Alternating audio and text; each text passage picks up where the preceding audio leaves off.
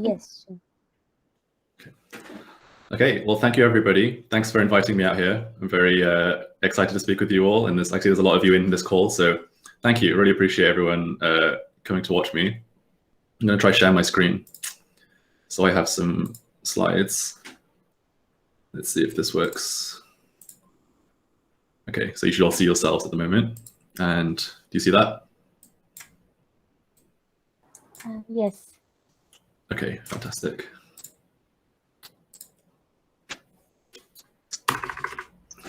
Okay, so today I'm going to talk to you about the key to achieving your long-term goals, which is quite a big statement to make, but it's something which I really believe in. But before I get into that, I should tell you who I am, for those of you who don't know. So I'm best known for being a content creator, aka I make YouTube videos. I'm a behavioral science YouTube channel. It's named after myself, Pete Judo, where I talk about all different aspects of behavioral science and psychology, but in particular, I talk about what I'm going to talk to you about in today's talk, but you'll find out in a second. And during the day, during the week, I'm a behavioral science practitioner. I work for a company called Ogilvy, who some of you may have heard of. Some of you may have heard of somebody called Rory Sutherland. He's my boss. And we do behavioral science practitioning. So that means that big companies and clients will come to us with their behavioral problems that they're suffering. Could be they want their customers to be changing their behavior, or they want their staff to change their behavior. And they come to us to provide creative, innovative solutions based off research in behavioral science. So that's what I do during the week. And from an educational point of view, I have a master's degree in behavioral economic science and a degree in psychology, both from the University of Warwick in the UK. And in terms of my interaction with students before, I used to be the head of the Warwick Behavioral Insights team, which was like a student-led behavioral science organization. So that's my background. But let's get into the talk. Okay, so the problem I want to tackle today is we know how to better ourselves, but we just don't do it. And what do I mean by that? Well, we all know what's good for us. Let me move this over here. We all know what's good for us. We know that if we want to have good grades, we should study more. We know that if we want to keep slim, we should eat healthy food. We know that if we want to be fit, that we should go and exercise, do some running. But despite us knowing what all these things are that are good for us, we don't tend to do them. So what do we do instead? Well, we know that we should study, but instead we go and watch Netflix, right? We lose motivation to study, so we just watch Netflix instead, or whatever TV you watch. We know that we should eat healthy food, but we get tempted by other things that are more sugary, more fattening, more immediately gratifying to us in the short term. And we know that we should exercise, but we get tired or we get stressed, and then we just can't be bothered. And so what we see here is that there's not a knowledge problem in achieving our long-term goals. We know what things we should be doing in order to get to where we want to be, but we don't end up doing them because of all of these psychological pitfalls. So what I'm interested in is how do we do more of those things at the top and less of those things at the bottom? It's not really realistic to say that we'll never do those things on the bottom, but how can we shift the ratio so that we're doing more of the stuff on the top and less of the stuff on the bottom? And thankfully, the world of behavioral science provides a pretty great solution, which is habits. So I love habits. I talk about them all the time on my channel. And from a psychological point of view, habits are mental shortcuts that allow us to repeat behaviors without thinking. So what I mean by that is when we form a habit, we no longer have to apply cognitive effort to decide to do those healthy things if they're good habits. Instead, our brain does them automatically. They're mental shortcuts. And habits have a lot of very unique properties that make them especially good for long-term goal achievement. Firstly, they persist even when you don't have motivation. So even when you don't feel motivated to study, you'll still end up studying if you have a good studying habit. They also help shield us from negative temptations. So even when there are more unhealthy, immediately gratifying foods available to you, you're still more likely to choose the healthy one. And surprisingly, habits are actually stronger under stress and fatigue. So when you're tired and stressed, you're actually more likely to then go and exercise if you have a good exercise habit. So with these unique properties, you can see that habits are really powerful things if we can build them. If we can build the right ones, they can be very beneficial for us in helping us achieve our long-term goals. So then that begs the question, how do you build a habit? Well, that's where this comes in. So there are really three key ingredients to habit formation. You see them on screen here. You have reward, a stable context cue, and repetition. So I'm going to go through each of these now one by one and give you some examples about how you'd implement this in your own life. So the first one is reward. So when we mean reward, we don't mean money most of the time. What we're usually talking about from a psychological point of view is a chemical reward, a dopamine reward that is released in your brain while you're doing the behavior. And it's really key that this happens. This is really what kickstarts the whole habit formation process, is your brain making this association that the behavior that you're doing today is rewarding in the form of dopamine, which is a neurotransmitter. And so when we talk about rewards for habits, the best type are intrinsic rewards. So intrinsic rewards are rewards that come from doing the behavior itself. So for example, a lot of runners will say they have a runner's high, which means they feel really good when they go for a run. That's an intrinsic reward because there's nothing else making that experience rewarding for them. It's just the fact that they're running is intrinsically rewarding to themselves. So ideally, we want our rewards to be intrinsic because by nature, they are concurrent with the behavior. Or what I mean by that is, by nature, they occur at the same time as you doing the behavior, which is really key to habit formation. But sometimes the things that are good for us aren't intrinsically rewarding, right? Not everybody experiences a runner's high. Not everybody feels good eating eating healthy food. So then how do we make those behaviors rewarding? Well, then we can use extrinsic rewards. Now, it's a bit trickier to get extrinsic rewards right because if you don't set them up correctly, they can actually make habit formation harder. And so what's the correct way to do it? Well, the key thing is to make sure that the reward is concurrent with the behavior. So it's occurring at the same time rather than later. So listening to music in the gym is a really good example of using a extrinsic concurrent reward because you're doing the good thing, the good behavior, exercising, while being rewarded by the music that you like. So that's how you do it correctly. To do it incorrectly would have a system like, if I go to the gym 5 times this week, then I will give myself a little money bonus on the weekend. Okay, that's not a good extrinsic reward system because the reward is too delayed from the behavior. It's not occurring at the same time or immediately afterwards. And so your brain then can't make that mental association between doing the behavior and the reward, which means that you won't form a habit. So that's really the key to getting the rewards right. Now, the next ingredient that you need for building a habit is something called a stable context cue. So what we mean by that is it's a psychological trigger in your environment that leads to your brain bring that behavior top of mind. So a really simple stable context cue can be a physical place, a physical location. So very often we'll perform behaviors in the same place every time. So for example, when I walk into my kitchen, I tend to always open the fridge, even if I'm not really that hungry, or even if I don't really want any food. But it's just become such an ingrained habit that every time I walk into the kitchen, which is the cue, the stable context cue, then I open the fridge, which is the behavior.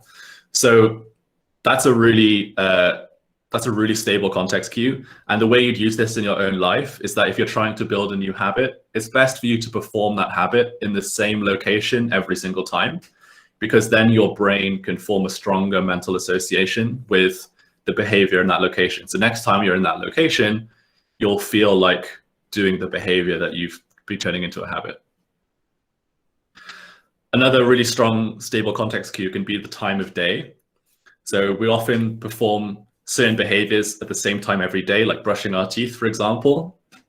So for a lot of us, we wake up and then we brush our teeth, and that's a really stable context cue.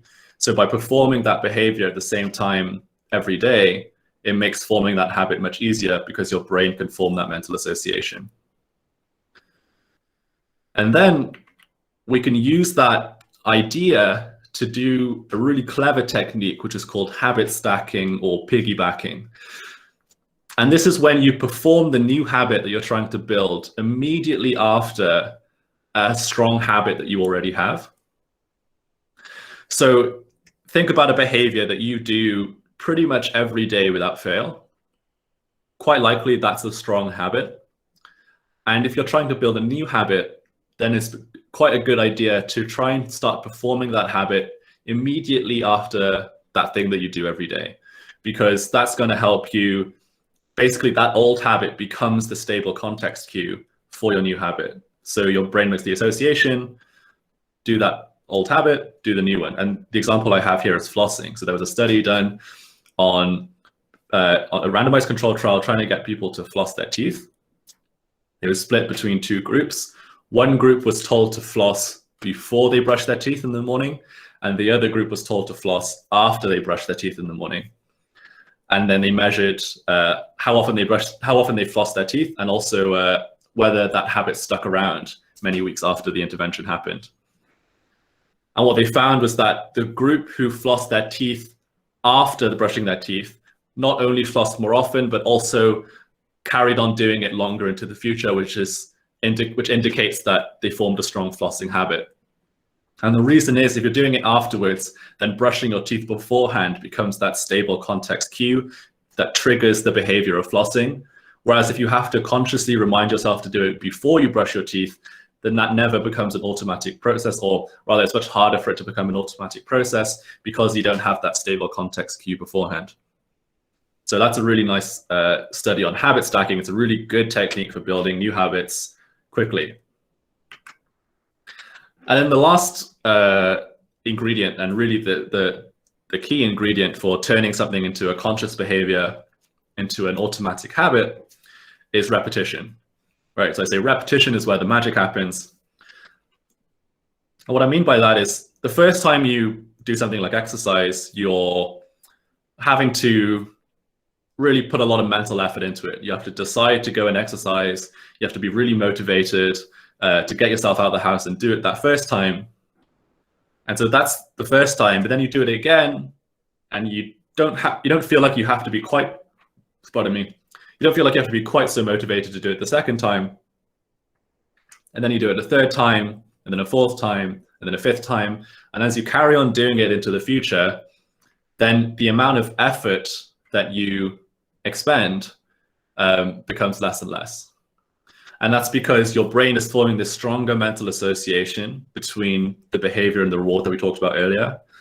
And as it does so, this behavior becomes more automatic, and therefore requires less mental energy, less cognitive effort, less cognitive resources for you to actually perform that behavior anymore, which is really how we define habits.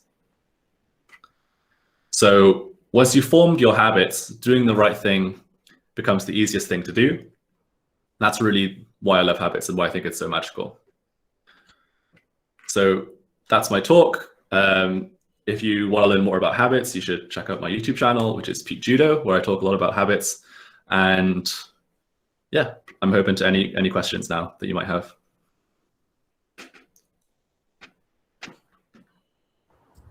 It is said that usually habits take 21 days to form. It's just a notion. So what do you feel about this?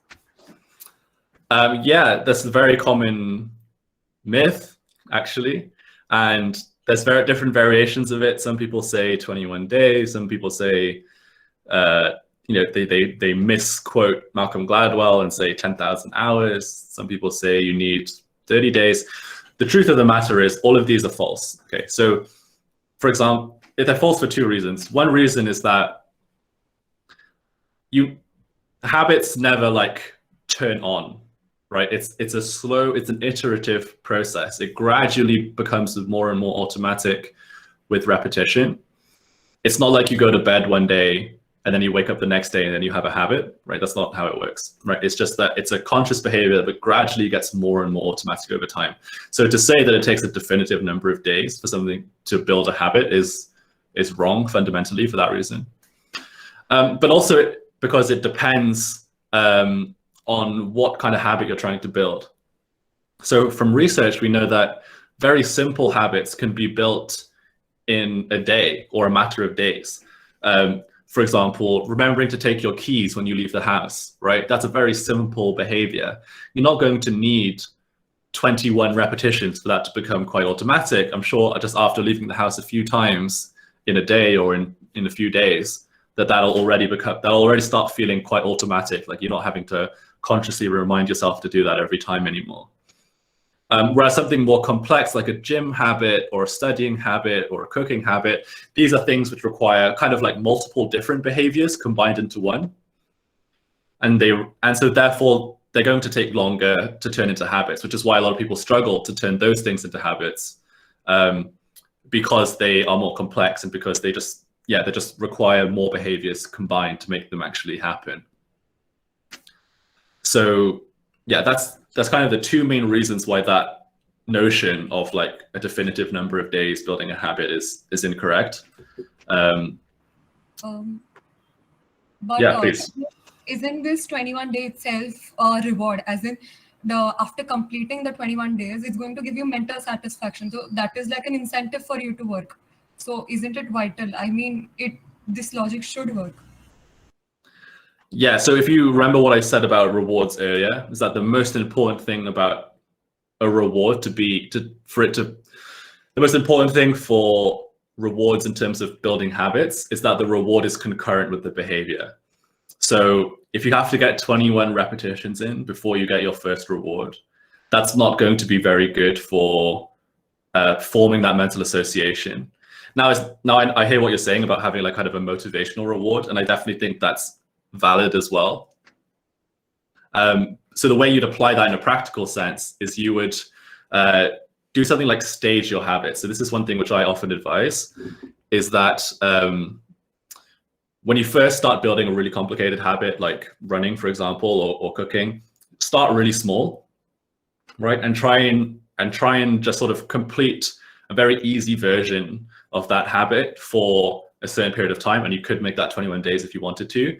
So for example, like if you're going for a run, don't try and do like a marathon on your first week, or don't try and run like 10 kilometers every day on your first week, because it's not going to be possible and you're going to end up failing, and then you're not going to get those repetitions in that you need in order to make it automatic. So it's much better for us to like almost make them trivially easy in the beginning. Just run for 5 minutes every day for the first week, right? A 5-minute run is far less intimidating. And then maybe after a certain time period, 21 days if you want, then you can reward yourself and then upgrade to the sort of the next level and then start running a little bit more, right? So yeah, you can use it as an extrinsic, as like a mark in time where you can reward yourself. And in psychology, we call this chunking, right? So if we have a very long process, it can be quite intimidating and demotivating. But if we break it up into smaller pieces, then it feels much more, like you said, like it's motivating every time you complete one section of it. And we call those sections chunking in psychology, chunks. So I have a doubt. How do we convince ourselves that the rewards, long-term reward is more useful for us than the momentary pleasure that negative habits form? Because if you remember, like we're going to school for like 12 years of our life, but still for me, waking up early has not been a habit. Yeah, it's interesting because when we talk about rewards for habits, they're not like, it's not really about convincing yourself, because it's not really like I'm consciously thinking that this is better for myself than like the immediate thing. Like, because the thing about habits is we're trying to make them automatic, right? And so if you're having to consciously think that this is better for me, then that's kind of the opposite of what we're trying to do with habits, because you're applying mental effort rather than not applying mental effort. And there's actually a good study about this. So there's a study by Professor Wendy Wood, who's my friend and mentor. She's the one who taught me about habits, and she's the world's leading expert on habit science.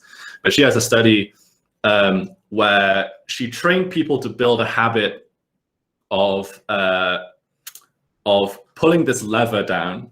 And every time they pulled it's not a lever, it's a joystick, so you can go in all directions. But she said she trained them to pull the joystick down to give them a reward of carrot sticks.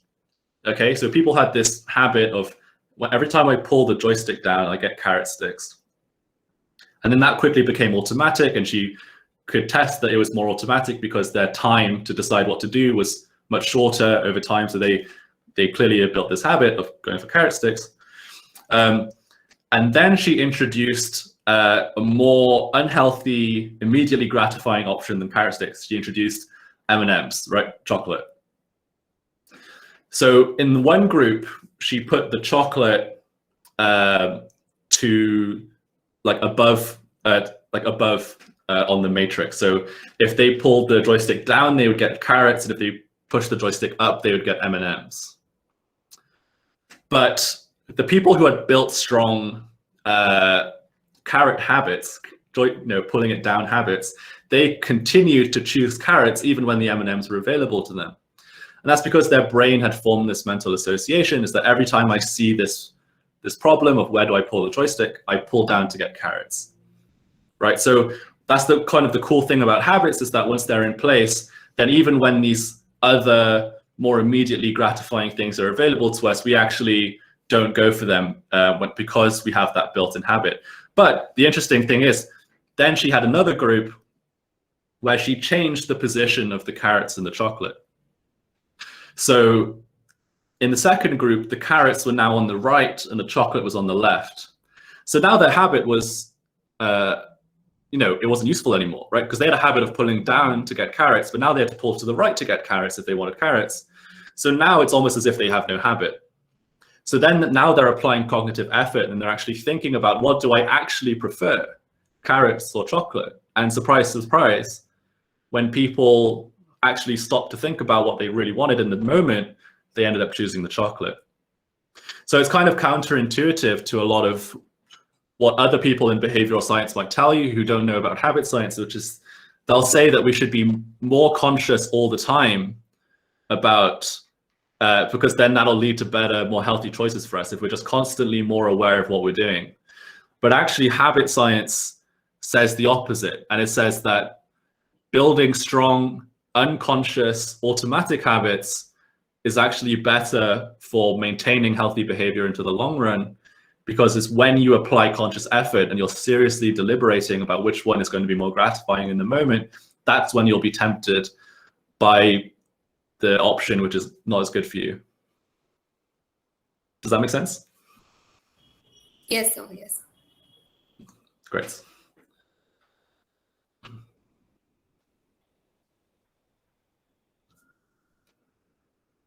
So I was wondering, how do you form good habits in order to, excel at personal finance? Yes. Yes, I remember you saying that this was related to personal finance. So spending habits obviously are very important for maintaining good personal finance, right? So in the same way that you can be tempted by unhealthy food, you can also be tempted by unhealthy purchases, right? And people have a big problem of impulse spending.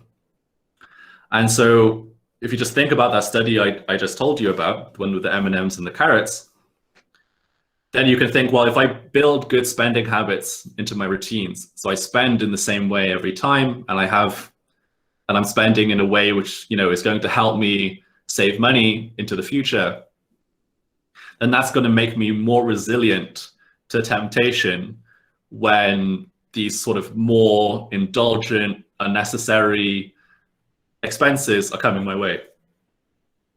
So, for example, I don't know if it's the same in India, but definitely here in the UK, a lot of people they will often like buy their coffee from a cafe like Starbucks, right, on their way to work. And so it's a small purchase, but it adds up very quickly every day, because it's just it's spending £3 or £4 or £5 on a coffee rather than spending like a few p making it at home. It's going to really add up very quickly. And so that's the thing about habits, is that whether they're good or bad, the effects compound over time with repetition. So obviously day to day, there's not that much difference, but over a year, over 5 years, over 10 years, that's really going to make a huge difference to where you are in the trajectory of your life. And so if you have like the good habit of making your own coffee at home, then that's going to help make you resistant to that temptation of buying that coffee later on. Yeah. Yeah, does that answer your question? Is there anything else you want to ask as a follow-up to that, or? That is answer. Thank you. Okay, brilliant. I had a question. Yes. Like you mentioned about the rewards and building upon already strong habits. So if I want to start a habit of studying regularly, how do I do that? And especially now that everything is online, studying becomes especially hard since instant gratification is just a few clicks away. Yeah, you're absolutely right. And it's definitely something which a lot of people have struggled with. The key thing to remember is that habits are dependent on your context, right? Your environment. And so that stable context cue for a lot of people is become very muddled with their non-work life, because it's all in the same space, right? So for example, if you're someone who like plays a lot of video games, or maybe you like watching YouTube on your computer, then sitting down at your computer becomes a cue to you then to do that rather than study, right? Which is why it's very difficult for people, because basically old habits act as friction, act as resistance to forming new good habits on top of them. And so my advice to you is to add some friction to whatever bad behavior there is that's making it very difficult for you to work from home. So if it's YouTube, you can get browser extensions that actually will block out certain YouTube things, right? Also certain websites for you during certain periods of the day.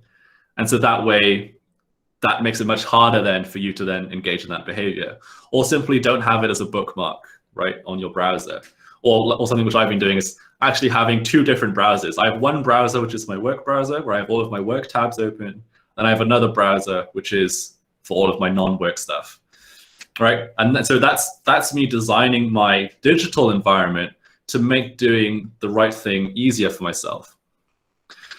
And then also using that habit stacking, like I talked about earlier, would be also a really good way. So in the beginning, so the thing with habits, like I said, is that in the beginning, it is a lot of effort, right? It is very difficult in the beginning, but you have to get through that first few repetitions in order to kickstart this process. And then with repetition, it should become easier and easier. And the key to making that process faster is to be more consistent with when you do it.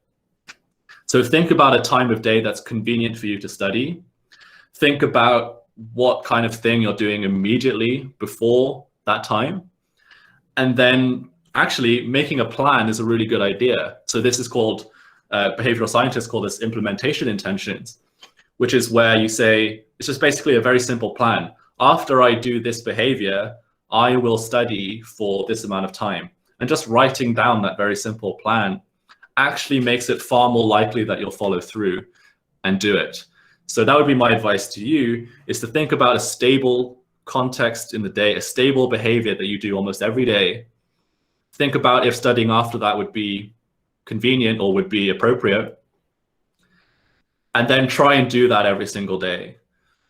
And write that down as your intention, because it'll mean that you're more likely to follow through. Thank you. You're welcome. So I had one question. Mm-hmm. As a behavioral econ club that is just starting, so how do you think we should do, and what else can we do? Yeah, great question. So the way it worked at Warwick is surprising to me because Warwick kind of became like a model for behavioral econ clubs across the world, even though it was like just this fun project that we did together. But the way that ours worked is we had two groups, right? We had two divisions almost in the team. I'm not saying that you have to do this, but that's how ours worked. And one team was the engagement unit. So that's the one that I was in charge of, that was all about doing stuff like this, inviting speakers to come and give talks, doing, and also doing like workshops as well.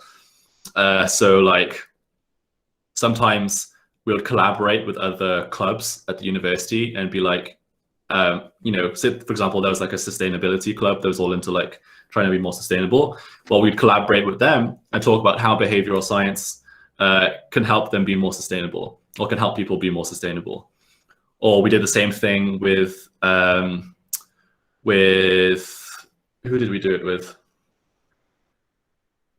With food waste. There's a food waste society, which was all about trying to reduce food waste.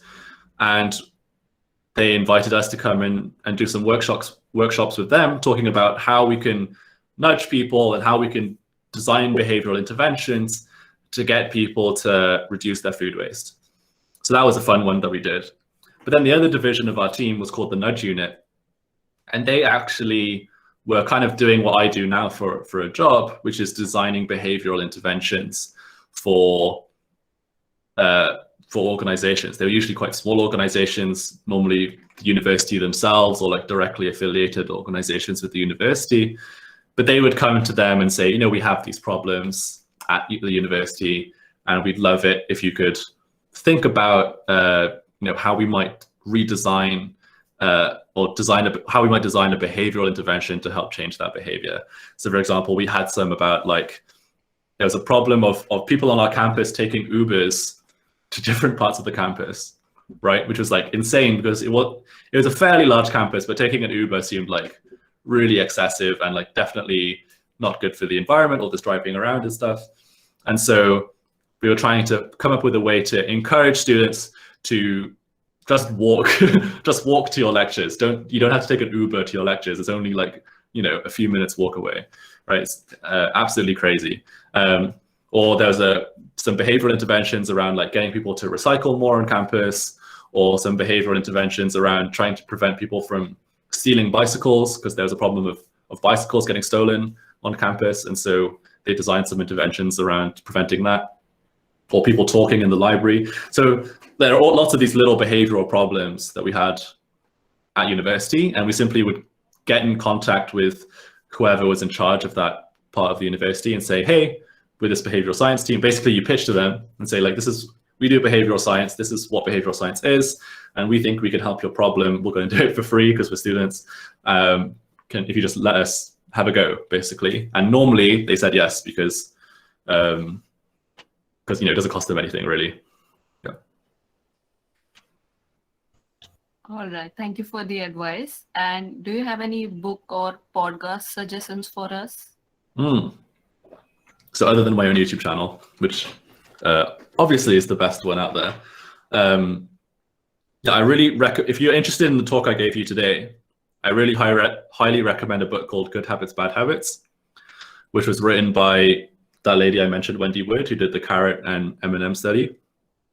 She is amazing, and that book is like so full of knowledge and so rich in studies and in practical advice that no matter whether you want to work in behavioral economics in the long run, or whether you're just interested in how behavioral economics can help you in your own day-to-day life, that book is really a gold mine of great stuff. So yeah, I highly recommend that one. And if you're more interested in like the business side of things, so like what I do in my day job, then you can read a book called Alchemy by Rory Sutherland, who's my boss, but he's also very famous in the field, where he talks about how we can use ideas from behavioral science and also a lot of creativity to come up with some pretty cool solutions to problems in business and in society. So I really like that book, Alchemy. So I would highly recommend both of those. On the podcast front, there's a great one called Choiceology, which is hosted by Professor Katie Milkman, who's a behavioral scientist from the Wharton School. So yeah, I highly recommend that one. And there's a lot of behavioral science podcasts out there. So I'd probably start with that one, and then I'm sure you'll find more after that.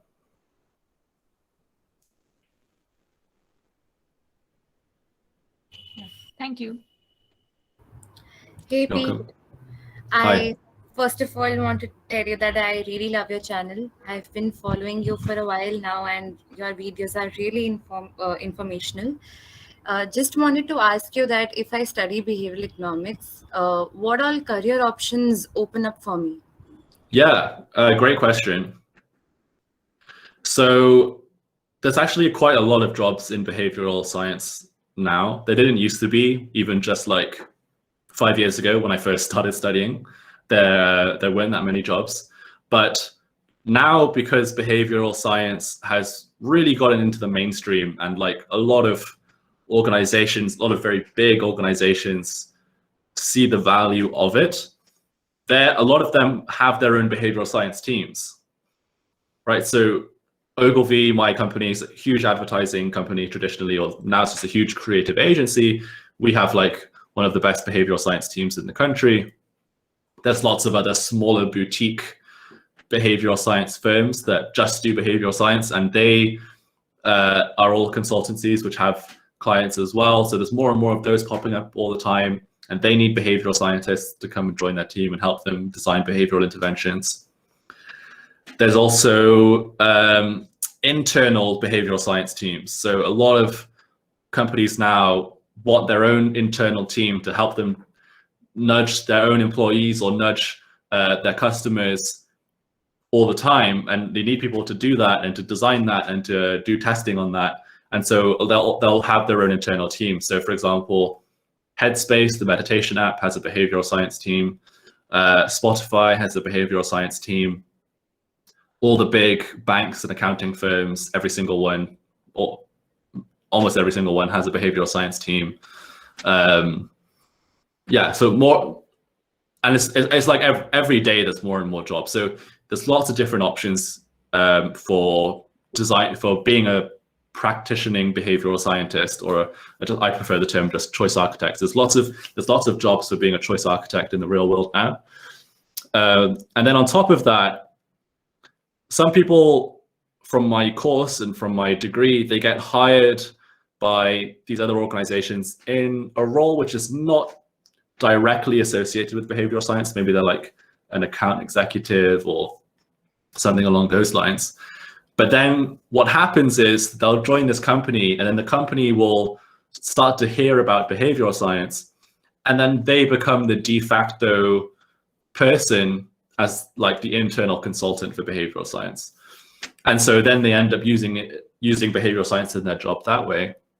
And then if you're lucky, then that company will then build their own behavioral science team eventually, and very often that person will be put in charge of it. So yes, there are lots and lots of options, and it is growing every single day. I will say it is quite a competitive market because it's so, I'll be honest with you, it's a very, very fun job, right? My job is very fun. It's very creatively stimulating. And so a lot of people want to work in behavioral science. And so if you want to get hired by a company like Ogilvy, like one of the best ones with some real money behind them, it is pretty competitive, and you do have to be quite good at it. So I would, if you are serious about wanting to work in behavioral science, I'd recommend reading lots and getting qualified officially, and also just sort of like practicing and training that muscle of thinking about how you can use behavioral science in different situations in life. So what is the minimum qualification that they require for us to, work in those behavioral units? Do they want us to be a behavioral economist or a behavioral scientist? Should we have done a master's or a PhD? Yeah, great question. So what every pretty much every company will tell you is that there are no minimum requirements, but in reality, there kind of are, right? Because even if it's not stated on the application that you need to have a master's degree, if you look at who actually gets hired, it's nearly always people who have a master's degree. And the reason for that is because in order for them to hire you as somebody with no master's degree over another applicant who does have a master's degree, it becomes extremely hard for them to justify hiring you over them when you don't have that official qualification. And so that definitely happened to me. Before I got my master's degree, I applied to a bunch of behavioral science jobs and I got rejected by a lot of them because they were like, listen, you're good, but there are other people who have master's degrees and you don't have one. And so it's like, it's very hard for them to justify choosing you over them. So I always recommend to people that if you can, really try and get a master's level qualification in some field which is related to behavioral economics, either behavioral economics, behavioral science, marketing psychology, something along even neuroscience, right? Something along those lines is really going to help you get into that market because it just makes it easier for them to say yes to you when you apply. Thank you for the reply. I just wanted to tell you that I have recently just started my master's in economics, and the interest of behavioral economics has just arisen or just started right now. So now I really don't think that such units hire a master's in graduate. They'll, I guess, probably prefer a background with behavioral economics or a psychological background. So should I then pursue a double master's, or how should I go about it? I don't think it's necessary. Like, I think a master's in economics is totally fine. There are different. It really. My recommendation to you. This goes for any job really. Is just to like apply widely. So don't just set your sights on one agency, but really like apply to lots and lots and lots and lots of different jobs. Because once you have one, then you have some experience, and then it's much easier then for you to switch and change to the better ones. But it's getting your foot in the door for that first one that's really difficult.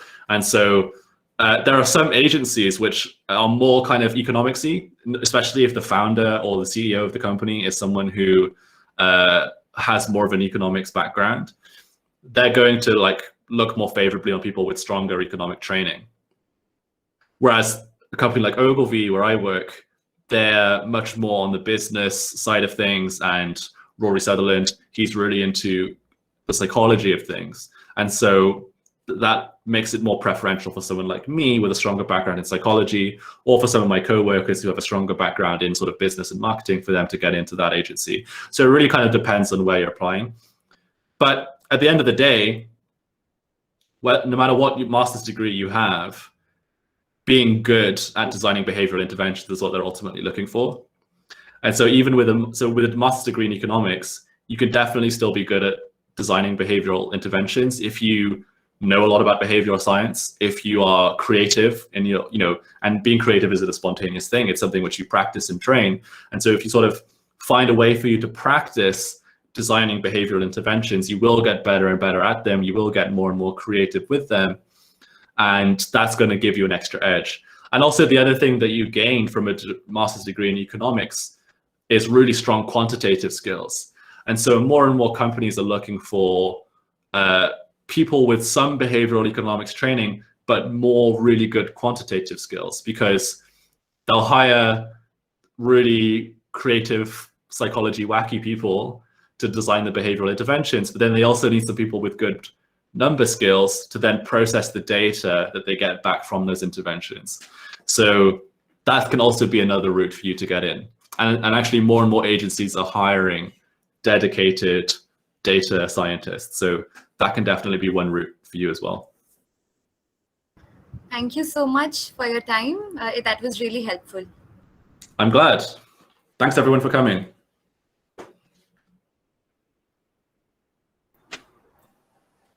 Sir.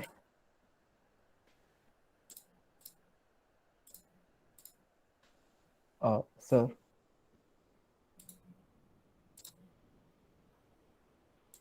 Sorry. Yes. Yeah. So if you are like interested in behavioral science, like do companies like Ogilvy give out internships to bachelor's and master students? Yes, there are. So there's a lot of like summer schools that you can go for. And the summer schools are really good. And actually, a lot of people are joining from India as well, because a lot more and more of them are becoming remote since the pandemic, which is kind of ideal for you guys. So with the summer schools, they kind of like give you a little taster about what it's like to work in an agency. So Ogilvy does one. Cowrie, which was one of our competitors, they do one. I think the Behavioural Insights team in London does one. I only know the UK ones because that's where I'm from. I'm sure there are some in India too. Definitely some from the US as well. So keep an eye out for all of those. And those are actually really good ways of possibly getting in without the master's degree, because they kind of know you already. They kind of can see how you work, and if you really stand out in those opportunities and you're really good, then they may consider hiring you even without the master's degree. So yeah, I would definitely keep an eye out for those opportunities as well. Thank you, sir. So the last question for today might be, so Vani was asking that what exactly are behavioral interventions and what are the processes that go behind them in designing those? Yeah, great question.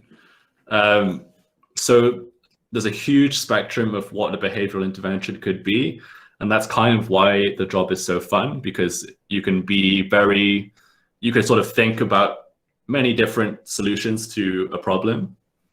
But that's obviously very vague and doesn't really answer your question. So this is how we design behavioral interventions typically. So a client will come to us and they'll say, we want to, for example, say it's like for example, like food waste. Okay, so say like there's a company which is trying to reduce food waste. They'll come to us and say, well, how do we get people to reduce their food waste?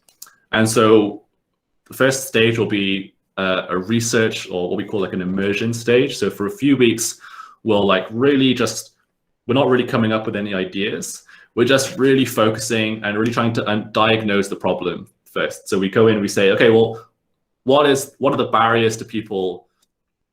What are the barriers to people reducing their food waste? What is causing people to waste their food?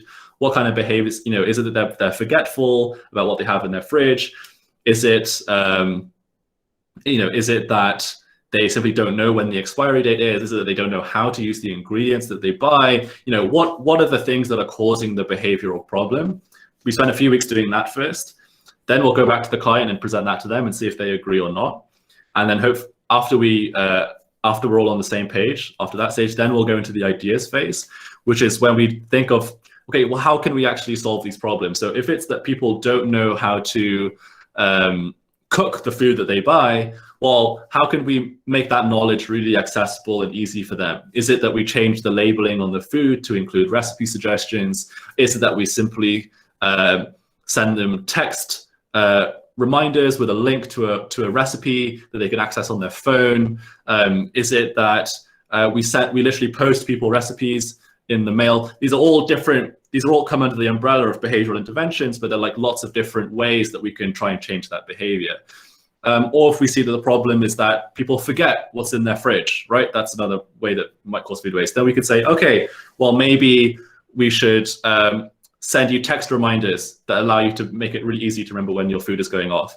Or maybe we create stickers that you can put on the front of your fridge to remind you what food is inside it. So then you don't actually have to open the fridge to know, what's expiring soon. For example, so these are lots of these all come under the umbrella of behavioral interventions, but they're just different ways of tackling the problem. Now, depending on your agency, you may not have as broad a scope of possibilities open to you. So the nice thing about working for Ogilvy, which I've discovered since starting, is that I basically have a virtually infinite scope of what I could think of. Like I don't have any limitations. I rarely have budget limitations. I rarely have feasibility limitations unless the client has them themselves. But definitely on our end, on the Ogilvy end, it's like you can go as crazy as you want, right? And actually, we're actually rewarded for being more wacky and for being more out the box because that's the kind of agency that we are.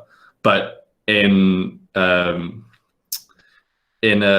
agencies, I won't name any names, but in other agencies, they might have more sort of red tape around them, and doing really crazy stuff might be harder to be accepted in that organization because they're kind of more risk averse. And so they'll be like, well, we don't want to do something too crazy. So then they have to kind of do the really simple things, which is weirdly the stuff that gets the most attention in media, in behavioral science stuff, like, oh, we changed one word in an email and then we changed like 10% of people's behavior or something, which is like, okay, that, you know, it's cute. But, you know, that kind of stuff is like the kind of thing they have to do, which is like very, very small changes, which is cool and is useful. But definitely in an organization like Ogilvy, where I am, we're allowed to be like really crazy. And that's what makes it fun. Sir, I have one last doubt if you have the time. Yes, go ahead. So you said that it is important to build the critical skill of thinking in the right direction. So of course, I cannot find a behavioral solution at this point of time to a problem, but how do I start thinking in the right direction?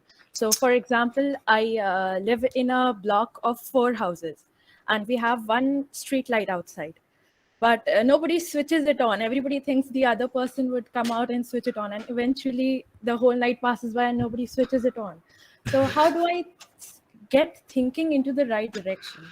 Yeah, that's a really nice problem to get started with. So there you go. You've clearly, the fact that you've identified a behavioral problem, that's a good start. So that now you actually have something to work on. And then you can think, okay, well, why are people not turning on that light? Well, you told me one of the reasons, because they think it's other people are going to do it.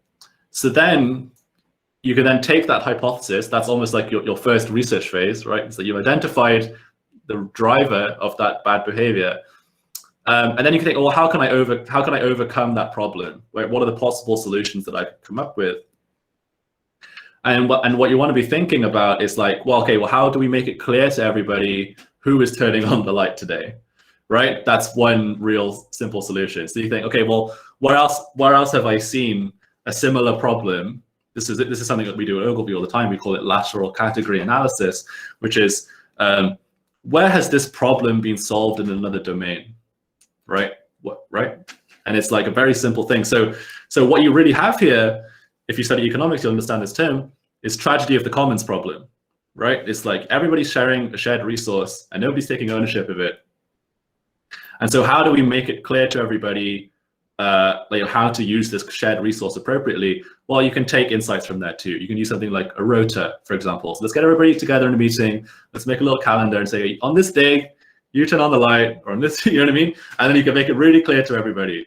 Or maybe you can have everybody in a big WhatsApp group and you just text them, right? When it's like, I'm going to do it, right? And then everyone takes ownership. Or you can make it rewarding for people, right? Is it like after a certain number of, is it like an ego thing, right? So this is where the behavioral science comes in. What is rewarding to people? Showing that you're better than everybody else for whatever reason, that is really rewarding to people. It's an ego thing, right? So it's like, well, how do we make it obvious to everybody that you're the hero of this block of 4 flats that always turns the light on, right? Well, then, you know, maybe have like a public rota where people can put a stamp and they can see it. So then it's a tally and then everyone can see, oh, okay, this person is like the hero of our flat and they're the one doing it. And then you feel good when you do it as well, because everyone can see that you're the one doing it. And then also, if you're the one who doesn't do it, then you kind of look like the bad person in the flat because you're not the one helping out, right? So this is how we should start thinking. So you're on a good start. Identify a problem. Try and find out why people are not doing that behavior that you think they are. And actually, it's a good idea to spend a bit more time in that phase that you think. So maybe at the moment you think it's because everybody else thinks that somebody else will do it. But maybe actually when you do some research, and by research I mean like talking to the other people in the building and being like, you know, why don't you turn the light on all the time, right? What's leading you to do that? Then maybe they'll give you different answers, and that might surprise you, and that might lead to a different style of intervention as well. And then you just want to be thinking, even if you don't know anything about behavioral science, you can start to think, well, how would I fix that problem, right? Like what would get me to change my own behavior to do the thing that I want everybody else to do, and then maybe design around that idea. Okay, thank you so much. Good, I'm glad. Okay, so I guess we're done for now. So thank you so much for joining us, and it was fun. This session was really insightful, and we learned a lot, many things about this new field. So thanks a lot for joining us. It's my pleasure. Thanks for inviting me, and thanks everyone for coming out and watching. Yes, thank you. Thank you, sir. Thanks, guys. Thank you. Thank you, sir. Okay. Thank you, sir. Thank you, sir. Thank you. Take care, everybody. Bye-bye.